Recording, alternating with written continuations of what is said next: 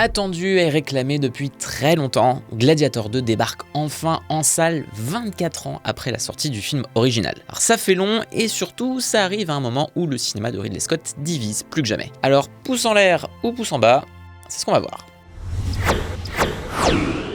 Je ne me bats pas pour le pouvoir.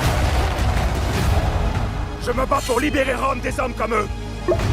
Alors je vais pas y aller par 4 chemins, bien que tous les chemins mènent à Rome, MDR. Gladiator 2 est pour moi une petite déception. Je trouve pas le film nul, mais j'en attendais aussi bien plus. Et ça tient en partie au fait qu'il promet régulièrement d'être différent du premier épisode. Et il y parvient pendant un temps, avant de bien se remettre dans des clous un peu trop confortables. Je vais développer ça, mais je pense que ça reflète bien la difficulté qu'a eu cette suite à se mettre en chantier et les enjeux qui l'entourent. Mais avant d'entrer dans le détail, parlons d'un autre artiste aussi nihiliste que Ridley Scott.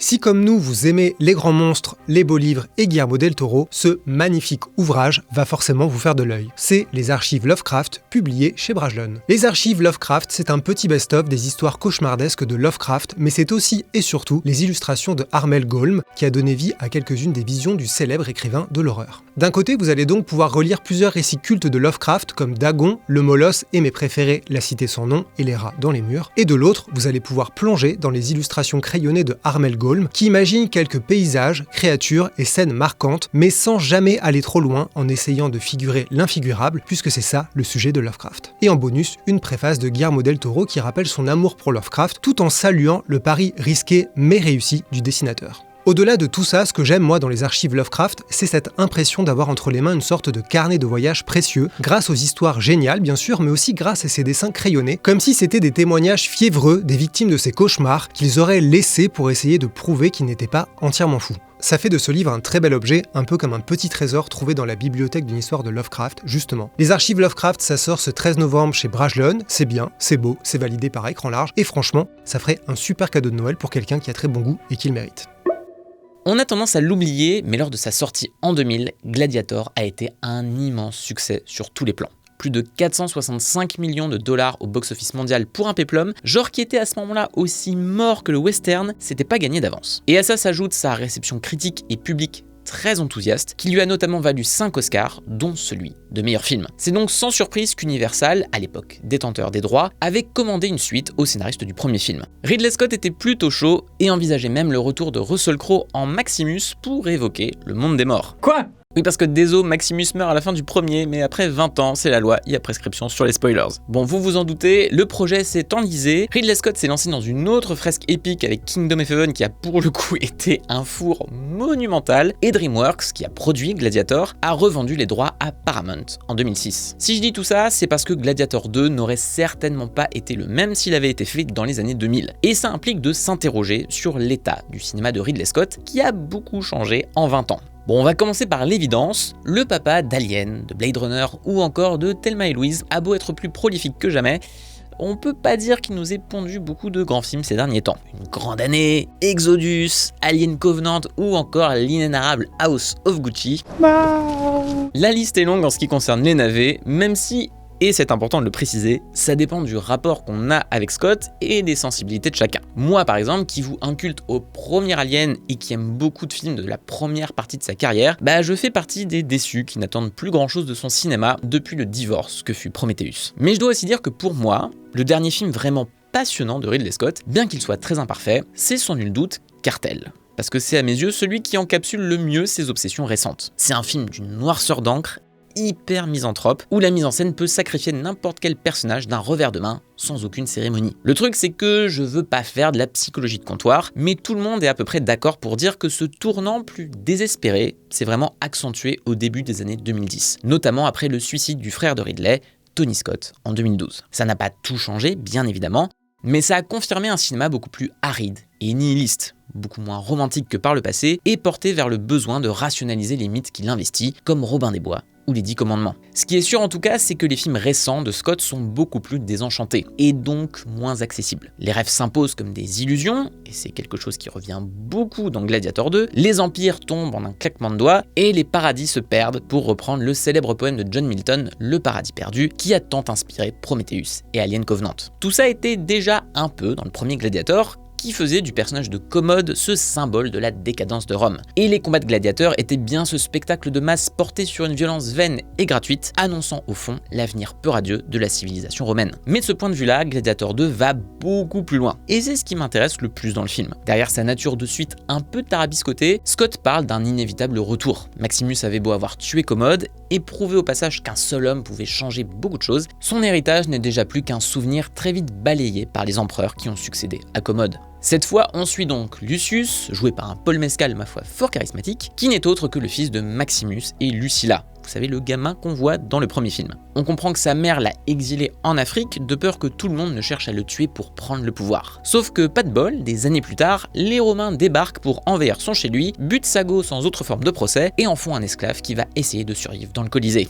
Oh shit, here we go again. Alors c'est sûr qu'il faut déjà accepter le postulat de départ qui fait se dire c'est vraiment pas de cul pour Lucius, mais Scott en a clairement conscience et pour être honnête, il s'en tamponne le coquillard. J'aime beaucoup cette expression, s'en tamponner le coquillard. Mais du coup, pourquoi un Gladiator 2 ? Eh bien pendant que j'écrivais cette vidéo, je suis tombé sur un superbe article de nos camarades du site Criticat et j'en profite pour les saluer parce qu'ils font un boulot d'analyse absolument admirable. Le texte s'appelle Pour en finir avec Ridley Scott et je mettrai le lien dans la description de la vidéo. Son auteur, Bastien Jans, avance un argument avec lequel je suis totalement en accord. Il part d'ailleurs de Cartel, film où, pour le citer, il faut accepter les règles du jeu, accepter la mort et au-delà, accepter le rien. Sauf que ce néant, c'est aussi ce qui fascine et terrifie Scott. Qu'on parle du vide spatial d'Alien, du doute sur l'existence de Dieu dans Kingdom of Heaven et Exodus, ou de la chute d'une civilisation dans Gladiator. Mais tout ça se résume encore mieux avec l'une des répliques les plus célèbres de son cinéma.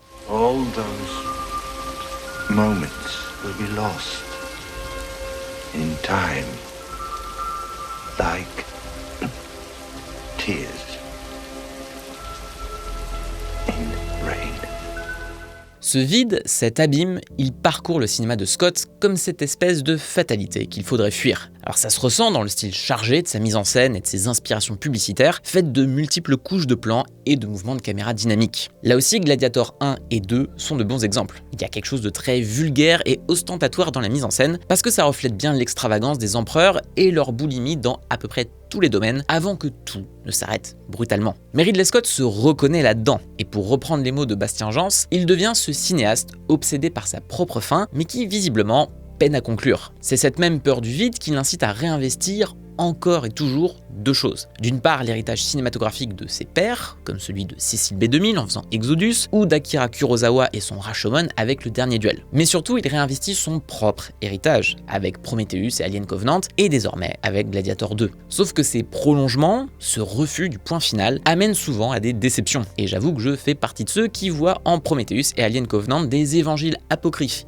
irrecevable parce que je n'avais pas besoin de savoir d'où venait le xénomorphe, et encore moins comme ça. De ce point de vue-là, Gladiator 2 est forcément moins exaspérant, mais il n'esquive pas la plupart des écueils qu'on peut reprocher à Ridley Scott ces dernières années. Le principal, c'est que les suites de ses succès d'antan sont motivées par son envie d'aller au-delà des limites technologiques de l'époque. Ce qui veut surtout dire plus de gigantisme et plus de numérique. Et vous me connaissez, je ne fais pas partie de ces gens qui vous diront qu'il y a trop de CGI dans les films, mais ça implique une esthétique très différente. Donc quand vous ajoutez la photographie toujours plus froide et clinique de Scott, qu'on doit pourtant à John Mathison, le chef-op du premier Gladiator, et bah ça donne un truc assez morne. J'en veux pour preuve la grosse bataille introductive qui veut clairement concurrencer celle contre les Germains dans le premier film. Alors cette fois, il fait grand jour, il y a une grosse citadelle à prendre et plein de bateaux dans tous les sens. Alors oui, c'est épique, il y a des boulets enflammés qui volent dans tous les sens, mais c'est aussi vachement moins tangible, plus programmatique dans le filmage et honnêtement, moins engageant. Mais en même temps, par rapport à pas mal d'autres films récents de Scott, je trouve que Gladiator 2 est peut-être celui qui puise vraiment quelque chose de ses choix. Parce qu'au fond, il parle de cette dévitalisation, de la fin programmée de l'Empire romain, de ses esclaves déshumanisés et des magouilles politiques qui dépassent les individus. Gladiator 2 perd le côté très romantique du premier film, qui réécrivait à sa manière l'histoire de Spartacus, ou comment un seul homme peut changer le monde et imposer une résistance malgré l'injustice de sa société. Là, disons qu'on est plus proche de Game of Thrones. Chaque personnage a ses objectifs personnels, et ça rentre souvent en conflit avec les plans des autres, quitte à ce que certains élans héroïques soient très vite arrêtés par le décès. Pour ceux qui aiment le Ridley Scott bien nihiliste et bien cruel, vous devriez vous y retrouver, mais ça veut aussi dire accepter une certaine aridité. Alors il y a toujours des séquences un peu oniriques autour de la mort, mais on est plus proche de Bergman que des pubs pour Nestlé du premier film.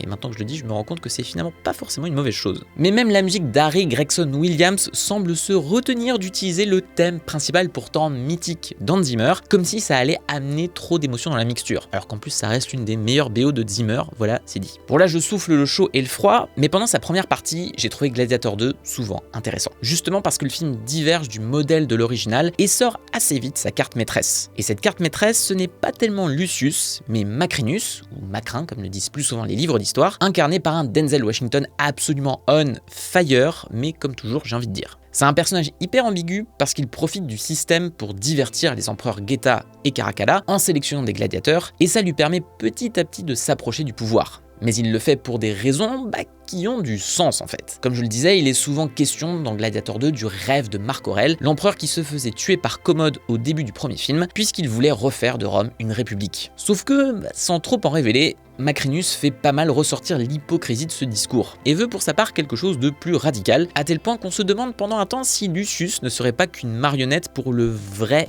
héros de l'histoire. Alors pour le coup, on peut difficilement faire plus scottien dans le côté faut tout cramer, mais malheureusement Gladiator 2 devient plus évident dans sa seconde moitié et retourne gentiment dans les traces de son aîné. Ça passe par le fait que Lucius embrasse l'héritage de son père comme dans tout bon legacy call qui se respecte, en reprenant à son compte les attributs que sont son armure et son glaive. C'est un peu facile, voire même déconnecté de ce que le film était avant ça. C'est même un peu le paradoxe de Gladiator 2, qui derrière sa noirceur et sa cruauté, retrouve vers son final quelque chose de plus manichéen que je trouve franchement assez décevant. Mais d'un autre côté, ce retour assumé en arrière permet à Ridley Scott de retrouver un certain plaisir du spectacle. Parce qu'il faut bien reconnaître un truc, Gladiator 2 est de loin le film le plus divertissant qu'il nous ait donné ces dernières années. Pour le coup, ce goût du gigantisme que j'évoquais plus tôt, cette envie de faire toujours plus, Scott en fait clairement un défi avec ce film-là, au vu de l'extravagance qu'il peut tirer des affrontements dans le Colisée. Surtout que depuis le premier Gladiator, Scott a toujours assumé que la fidélité historique